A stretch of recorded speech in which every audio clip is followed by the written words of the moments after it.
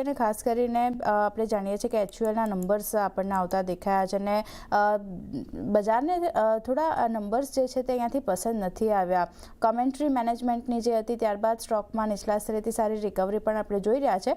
કંપનીના નફા અને માર્જિનમાં ખાસ કરીને દબાણ જોવા મળતું દેખાયું છે. સંપૂર્ણ વિગતો લઈએ, મેનેજમેન્ટના શું કહેવામાં આવ્યું છે કમેન્ટ્રીની તેની વિગતો લઈએ. સહયોગી તૃપ્તિ કપૂર આપણી સાથે જોડાઈ ગયા છે.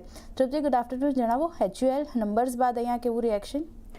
ગુડ આફ્ટરનૂન આરતી. આપણે જોયું કે એફએમસીજીની દિગ્ગજ કંપની એચયુએલ પરિણામ આપણને થોડા અહીંયા ખરાબ જોવા મળ્યા છે, નારાજ કર્યા છે અને બજારને ખાસ પસંદ પણ નથી આવ્યા. પરંતુ મેનેજમેન્ટની કમેન્ટ્રી બાદ નીચલા સ્તરે થોડી ઘણી રિકવરી છે, પરંતુ ઓવરઓલ કાઉન્ટર હજી પણ આપણને લગભગ 2% દબાણ સાથે અહીંયા કારોબાર કરતું જોવા મળી રહ્યું છે. પહેલાં આપણે રિઝલ્ટના ફ્રન્ટ પર નજર કરી લઈએ તો ખાસ કરીને એડજસ્ટેડ નફો જે છે અહીંયા લગભગ આપણને 14% ઘટતો જોવા મળી રહ્યો છે.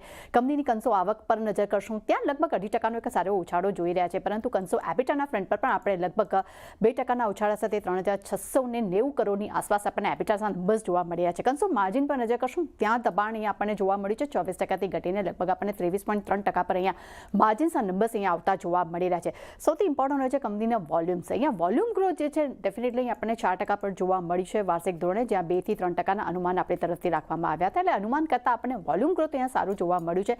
પરંતુ સૌથી ઇમ્પોર્ટન્ટ વાત, કંપની અહીંયા જે મેનેજમેન્ટે જાહેરાત કરી છે કે તેઓ ખાસ કરીને તેઓ જાયવી વેન્ચર્સ છે તેમાં લગભગ 49% જે બાકીનો હિસ્સો જે છે તે 824 કરોડમાં તેઓ ખરીદવાનો એમને ત્યાં નિર્ણય લીધો છે, જે કંપનીના પોર્ટફોલિયોને એક મજબૂત બનાવવાની દિશા પર અહીંયા જોવા મળી શકે છે. એટલું જ નહીં, કંપનીનું એ પણ કહેવું છે કે તેમની ડિજિટલ ફર્સ્ટ બ્રાન્ડ જે છે ખાસ કરીને ઓઝિવિયા અને મિનિમલિસ્ટ, આ બંને મળીને લગભગ 1100 કરોડના ARR તેમને વાર્ષિક ધોરણે અહીંયા હાંસલ કર્યા છે અને લગભગ તેમને ડબલ ડિજિટ ગ્રોથ પણ અહીંયા નોંધાતો જોવા મળી રહ્યો છે.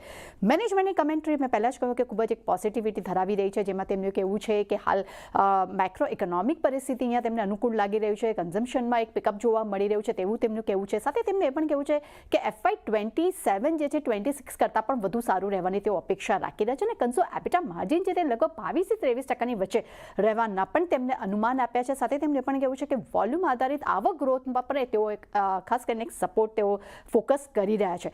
સાથે આપણે સેગમેન્ટ વાઇઝ અગર જો પરિણામની વાત કરશું તો ચાહે હોમ કેર સેગમેન્ટની વાત કરીએ, બ્યુટી સેગમેન્ટની વાત કરશું, તેમના આપણે ફૂડ સેગમેન્ટની વાત કરીએ અને પર્સનલ કેર સેગમેન્ટની અગર જો વાત કરીએ છીએ તો દરેક ફ્રન્ટ પર આપણને આવક અને એબિટ નંબર ખૂબ જ પોઝિટિવ આવ્યા છે, પરંતુ માર્જિનના ફ્રન્ટ પર ક્યાંક ને ક્યાંક ચારે સેગમેન્ટમાં એક થોડું ઘણું એક આપણને દબાણ જોવા મળ્યું છે. પણ ઓવરઓલ ડેફિનેટલી પરિણામ જે છે થોડા નબળા આવ્યા છે, પરંતુ સારી કમેન્ટ્રીને કારણે કરીને નીચલા સ્તરે રિકવરી છે, પરંતુ ઓવરઓલ કાઉન્ટર હજુ પણ આપણને એક રેડ ઝોનમાં કારોબાર કરતું જોવા મળી રહ્યું છે.